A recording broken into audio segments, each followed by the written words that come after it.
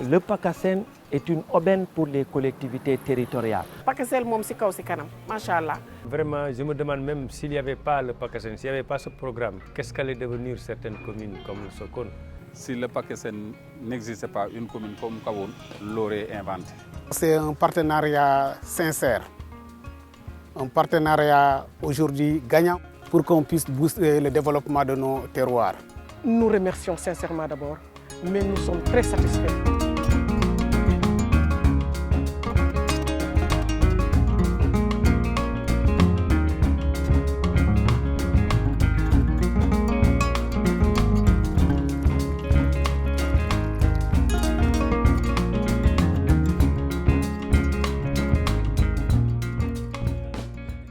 Depuis le lancement de cet ambitieux programme dénommé le PACASEN, bien des lignes ont bougé.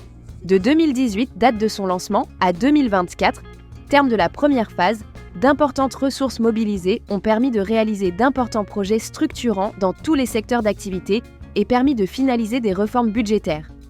Financées à hauteur de 130 milliards de francs CFA par l'État du Sénégal, avec le concours de la Banque mondiale et de l'Agence française de développement, AFD, exécuté au moyen d'un instrument de financement dénommé Programme pour les résultats, PPR, le PACASEN a démontré son efficacité au cours de sa mise en œuvre.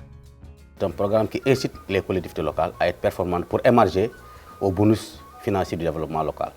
Donc nous pourrons dire qu'effectivement, ça a été un programme très performant, magnifique en termes de décentralisation, mais aussi en termes de gouvernance communale, en termes de caractère aussi, de synergie et de multi-acteurs aussi. Dans les régions, il faut le dire, dans l'écosystème de l'encadrement des collectivités locales, à part les ARD qui sont bras techniques directs, il y avait parfois une carence en termes d'assistance technique intégrée. On a vu le PACASEN a permis de mobiliser beaucoup de parties prenantes, notamment au niveau national et au niveau régional. D'abord, au niveau national, il y a les directions de l'environnement, il y a aussi tout ce qui est financement vert, il y a la direction des collectivités territoriales, la direction du secteur public local, ainsi de suite, le centre de suivi écologique, pour dire que le PACASEN a polarisé autour de lui beaucoup d'entités d'assistance technique au développement territorial. Et la mobilisation des entités d'assistance technique a impacté sur la performance des collectivités en termes de coaching et d'encadrement technique. Il y a plusieurs indicateurs qui font qu'aujourd'hui que les communes apprécient très positivement le programme PACASEN, qui est innovant. Il est innovant dans ce sens que le financement du PACASEN est directement affecté au budget de la commune dans le même circuit que les transferts réalisés par l'État. Mais également, nous bénéficions de l'accompagnement de l'agent de développement municipal, ADM, qui nous accompagne dans la structuration de nos projets, dans la formulation de nos projets et dans le renforcement de capacités. On met à disposition des ressources, on vous laisse choisir la nature des projets à mettre en œuvre, mais également vous vous engagez sur un certain niveau de performance et la commune bénéficiaire fait l'objet d'évaluations chaque année qui détermine ses performances. L'autre aspect qui est également innovant, c'est l'introduction du volet environnemental. Mise en œuvre depuis 5 ans maintenant, 2018 à 2024, le PACASEN confère un rôle de premier plan aux communes pour l'exécution de leurs projets, en cohérence avec la volonté de l'État de leur donner plus d'autonomie dans la maîtrise d'ouvrage. Cet ambitieux programme lance un signal fort aux collectivités territoriales pour marquer durablement leur territoire. 124 collectivités territoriales pilotes ont bénéficié de 1226 projets prioritaires qui leur ont permis de relever leur niveau d'équipement et d'améliorer le cadre de vie et l'accès des populations aux infrastructures et services de base. La nouveauté avec ce programme, c'est qu'on fait de l'appui budgétaire. L'argent est donné directement aux collectivités territoriales et logé dans les budgets de ces CT-là. On a pu construire des écoles, des salles de classe, on a pu en réhabiliter.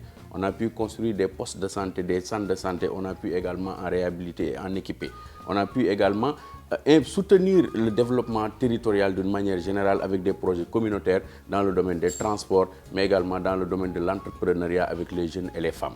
Le PACASEN est un bon modèle qui peut booster les collectivités vers la performance. Cette nouvelle approche de positionner les collectivités territoriales comme devant être des instruments qui se soumettent à la performance me semble être une grande innovation. Et c'est pour nous une façon de démontrer que si on crée les conditions d'assistance technique, d'accompagnement des collectivités territoriales, ces collectivités sont en mesure de produire les résultats transformateurs dont le Sénégal attend, dont les populations attendent, en tout cas de la politique de décentralisation. Donc je pense que les résultats du PACASEN constituent véritablement une preuve palpante que l'État peut faire confiance au territoire, les partenaires techniques et financiers peuvent faire confiance au territoire à travers donc une approche d'appui budgétaire, mais basée sur une planification bien maîtrisée, et je pense que les collectivités ont été à la hauteur du point de vue en tout cas des résultats.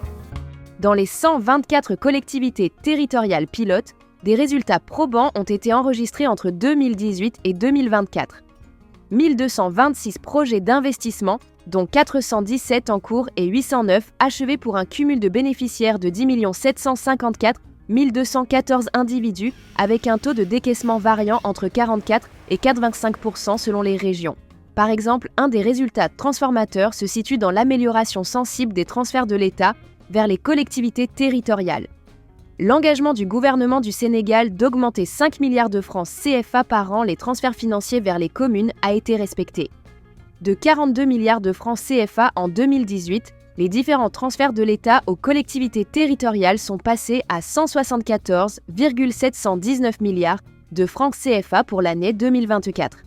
Il s'y ajoute l'achèvement de la réforme du Fonds d'équipement des collectivités territoriales, FEC, et celle de la contribution économique locale, valeur ajoutée, CLVA, qui a permis d'octroyer à chacune des 558 communes une dotation annuelle minimale de 14,5 millions de francs CFA. Une véritable bouffée d'oxygène. Nous sommes en mesure vraiment de citer le PACASEN comme un programme qui a induit les ruptures les plus profondes, véritablement en accompagnant la volonté de l'État pour la mise en place d'une politique de viabilisation des collectivités territoriales. Et nous savons que les réformes qui sont apportées par le PACASEN ont directement impacté sur le dispositif de pilotage et le cadre légal de la décentralisation, et aussi surtout accentuer les possibilités de constater l'accroissement des capacités et l'autonomie financière des collectivités territoriales. Voilà pourquoi nous saluons les réformes qui ont été enregistrées autour du FECT, le Fonds d'équipement des collectivités territoriales, le Fonds de la décentralisation, sans compter la CLVA. Donc je pense que ce sont toutes des contributions qui ont permis aujourd'hui à l'ADM et à travers le PACASEN d'impulser des réformes importantes et qui aujourd'hui ont projeté les collectivités locales dans un sillon de performance irréversible. La DGCPT a entrepris la mise en place d'un logiciel de gestion des finances locales, GFILOC, qui est un système d'information modernisé et interconnecté sur la gestion comptable, financière et budgétaire des collectivités territoriales. Aujourd'hui, le GFILOC a été déployé sur l'ensemble des 601 collectivités territoriales depuis janvier 2022 avec plus de 1000 utilisateurs qui ont été paramétrés. Les résultats obtenus sur le plan budgétaire, on a constaté véritablement un rapprochement vers la sincérité budgétaire. Parce qu'avant, qu'est-ce qu'on avait? On avait des budgets qui étaient estimés quasiment sur la base des dépenses. On partait d'abord des dépenses, de l'ambition du maire d'avoir un budget de 2 milliards, de 3 milliards, et derrière on calait les recettes. Avec la mise en place du GFILOC ordonnateur, on a inversé et on a repris ce qui était prévu dans la réglementation, c'est-à-dire l'évaluation d'abord des recettes. Ensuite, maintenant, on va mettre les dépenses obligatoires et c'est par la suite seulement qu'on va évaluer les dépenses facultatives, ce qui permet de se rapprocher plus ou moins de la réalité. Aujourd'hui, l'ensemble de l'exécution des budgets locaux, depuis 2022 en tout cas, depuis l'avènement du GFILOC ordonnateur, sont disponibles au niveau des budgets, au niveau donc de la plateforme. Vous pouvez revenir sur les dépenses, les mandats sont visibles, etc. Alors qu'avant, on avait souvent des difficultés pour retracer les mandats à la fin d'une gestion. Quand un maire était remplacé par un autre, c'est tout un problème pour retracer l'ensemble des exécutions. Aujourd'hui, c'est une chose qui est donc possible de pouvoir remonter l'ensemble des exécutions sur la base effectivement du logiciel. Ça également, c'est un résultat extrêmement important. On se réjouit également de ce que les communes ont fait. Lorsqu'on faisait la situation de référence en 2018, on était plus ou moins inquiets. Je donne juste l'exemple du vote du compte administratif. C'est-à-dire que les communes ne votaient pas le compte administratif dans les délais.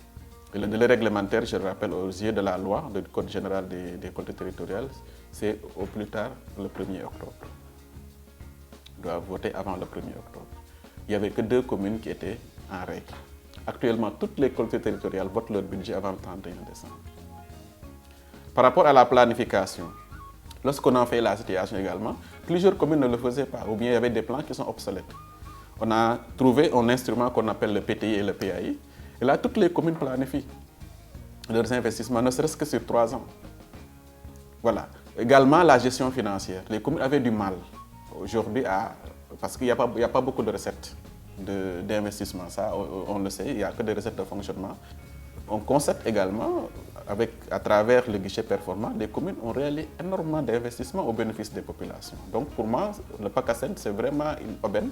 Et les communes ont adhéré à la politique. C'est ça, pour moi, le maître mot. L'adhésion des communes. Ils ont accepté ce qu'on a proposé et ils sont en train vraiment de réussir d'une manière vraiment satisfaisante aux critères qu'on a proposés. L'enquête qu'on a fait de satisfaction nous est revenue avec vraiment un taux de satisfaction très élevé. Et là, c'est d'ailleurs ce qui nous a valu le financement additionnel. Le volet formation occupe une place importante dans le PACASEN. Pas moins de 2637 élus et agents municipaux ont été formés dans divers domaines. Démarré en 2019 où toutes les collectivités territoriales, CT, ont bénéficié chacune de 3 sessions de formation sur les thématiques identifiées, ce qui a permis aux collectivités territoriales d'atteindre les conditions minimales obligatoires et indicateurs de performance fixés par le programme. Dans le cadre du PACASEN, nous pouvons dire que le bilan est positif. Le partenariat se dessine de plus en plus parce que les collectivités viennent solliciter l'appui du centre pour l'accompagnement dans le domaine de la formation. Et si nous faisons le bilan, c'est plus de 2500 agents qui sont formés au niveau des collectivités territoriales. Et ces retours sont positifs parce qu'ils nous informent sur le fait qu'il y a eu beaucoup de changements dans la façon de faire pour certaines thématiques auxquelles ils ont subi des sessions de formation. Et ça a amélioré également les conditions de travail des agents ou bien des élus. La première enquête de satisfaction avait montré qu'il y avait plus de 60% des collectivités qui étaient satisfaites des sessions de formation. Et pour la deuxième enquête de satisfaction, le taux est allé jusqu'à 83% pour montrer que les populations sont satisfaites des sessions de formation. L'apport du PACASEN dans le domaine fiscal est considérable. Beaucoup de commissions de fiscalité locale, CFL, sont devenues fonctionnelles et opérationnelles. De 10 commissions de fiscalité locale, nous en sommes à 115 en 2023. Dans ce prolongement, les recensements opérés sur le foncier ont impacté positivement les données d'émission des impositions foncières avec une augmentation de 10% en 2020 à 2023 40% en 2023. Ces résultats témoignent de l'engagement de l'ensemble des acteurs, les commissaires des CFL, les agents de recensement et les agents des services d'assiette de la DGID. Donc c'est vrai que le programme a été déroulé depuis 5 ans et il est important qu'à l'issue qu'on puisse faire un bilan. Et pour l'installation des commissions de fiscalité locale, nous avons un objectif de 115 CFL à installer dans les communes cibles du PACASEN. On a fait même un dépassement d'objectif. On a installé près de 123 commissions de fiscalité locale dans les communes cibles et même en dehors des communes qui ont été ciblées par le PACASEN. Ce qui est un résultat très très favorable qui nous a permis quand même d'atteindre les objectifs et de pouvoir montrer que le programme a été très efficace dans la mise en place de ces commissions de fiscalité locale. Les retours que nous avons eus étaient très très positifs sur le fait qu'on les introduit dans le processus et ils ont eu aussi à avoir des formations sur la fiscalité locale et sur la mise en place des commissions, quelles seraient leurs compétences, quelles seraient leurs attributions et quel est le pouvoir qu'ils ont dans le processus de recensement du foncier bâti. Depuis 5 ans, d'un budget global de 33,4 milliards de francs CFA pour le Fonds d'équipement des collectivités territoriales, FECT, Performance, 25,2 milliards ont déjà été engagés pour financer 392 projets, touchant plus de 3,5 millions de bénéficiaires. Les réalisations, principalement axées sur les infrastructures sociales de base, sont accueillies avec satisfaction. Dans le domaine de l'éducation, les apprenants ont vu leurs conditions d'études améliorées. Avec à la clé une série de constructions ou de réhabilitation de salles de classe de murs de clôture, ensuite de blocs d'hygiène et d'équipements chalands scolaires.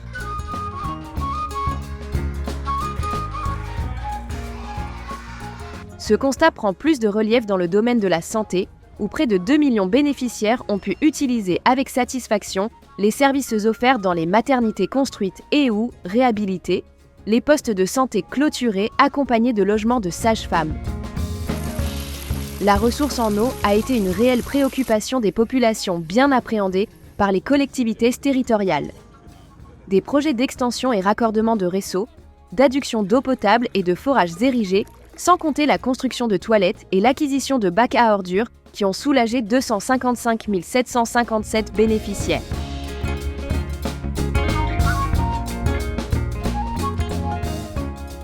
Pour faire face au déficit d'infrastructures relativement au siège des collectivités territoriales, le PACASEN a réalisé des hôtels de ville équipés, des bâtiments d'état civil et des centres multifonctionnels au profit de 118 884 bénéficiaires.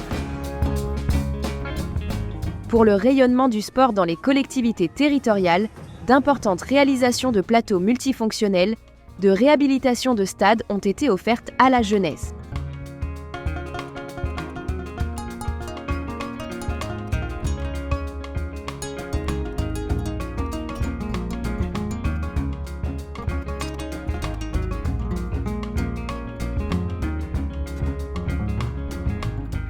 Le secteur du commerce n'est pas en reste dans les réalisations du PACASEN. Des projets de pavage de rues et allées, de même que des aménagements de places publiques ont été réalisés. C'est ainsi que 1 564 378 personnes ont pu tirer profit de ces infrastructures communautaires.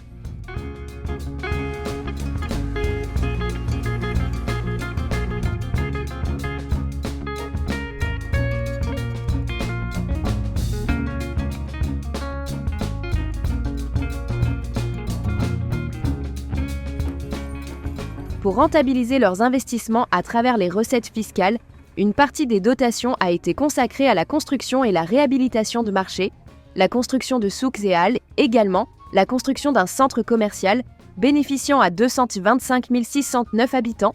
Toutes ces réalisations ont été bien accueillies par les partenaires techniques et financiers. Normal si un financement additionnel a été octroyé au PACASEN avec une orientation précise. Le PACASEN original, le PACASEN initial, primitif, c'était 130 milliards sur 5 ans. Compte tenu de l'évaluation du PACASEN qui a été satisfaisant, la banque a dit oui, je vais faire un financement additionnel, mais orienté climat et développement durable. En conséquence, il y a aussi 70 milliards pour le financement additionnel de 2025 à 2026. Effectivement, le développement durable est au cœur des politiques publiques de l'État actuel. Parce que le nouveau modèle de développement du Sénégal met l'accent sur le développement endogène. Quand il parle de développement endogène, c'est la valorisation des ressources, mais avec la durabilité.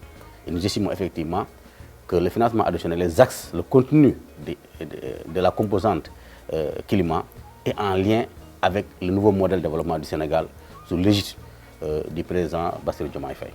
Assurément, la réussite de la première phase du PACASEN a permis de confirmer que la transformation systémique de notre pays peut passer par nos collectivités territoriales. Cette nouvelle expérience inédite valorise l'action des collectivités territoriales, déjà inscrites, avec le PACASEN, dans une dynamique de la performance.